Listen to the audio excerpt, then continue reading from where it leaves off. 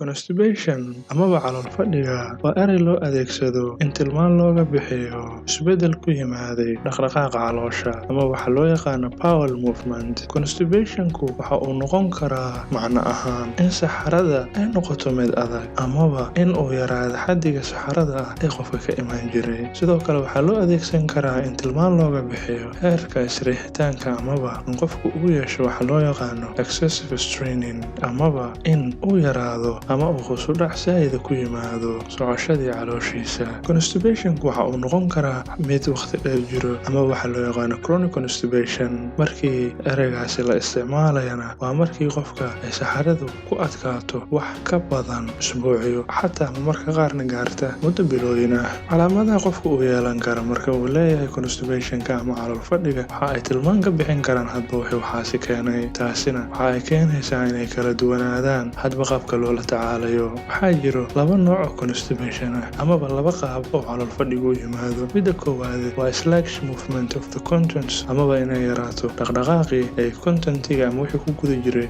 dheefshiidka socodkooda uu aad u yaraado. Qaabka labaadna waa in ay adkaato bixitaankii ay ka bixaysay meesha saxarada, taasi oo sababteeda ay noqon karto siyaalo kala duwan oo ay ka mid yihiin in murqaha pelvic muscles-ka loo yaqaano oo muhiim u ah is-riixitaankii wax lagu saarayay uu dhib ka jiro. Haddaba maxay tahay sababta uu constipation-ka u imaanayo amaba qofka uu u yeelanayo calool fadhi? Sababta qofka uu calool fadhiga u yeelanayo waa ay kala duwan tahay. Waxa ay noqon kartaa mid la xiriirta habka cuntadiisa. Tusaale, qofka haddii uu cuno cuntooyin ay ku yar yihiin waxa loo yaqaano diet fiber-ka waxaa ku imaanaya constipation. Sidoo kaleeto waxaa jiri kara qofka inuu qabo cudurro ay ka mid yihiin kuwa xira ee tubadii dheefshiidka. Sidoo kaleeto waxaa keeni kara in qofku uu ku yar yahay biyo qaadashada, waayo biyuhu waxay muhiim u yihiin in calooshu socoto. Sababahaasi kala duwan aawadood waxa uu qofku u baahan yahay inuu dib u qiimeeyo cuntada nooca uu qaato, inay diet fiber-ka ku badan tahay ama ku yar tahay, biyaha inta uu ka qaato iyo inuu mobility ama dhaqdhaqaaq leeyahay. Haddii intaasba ay qofku u fiican yihiinna waxaa habboon inuu dhakhtar booqdo si uu u xaqiijiyo in aysan jirin wax khatara oo keeni kara constipation ama calool fadhi, waayo waxaa jiro cudurro khatara oo dadka qaarkii ku keena calool fadhiga.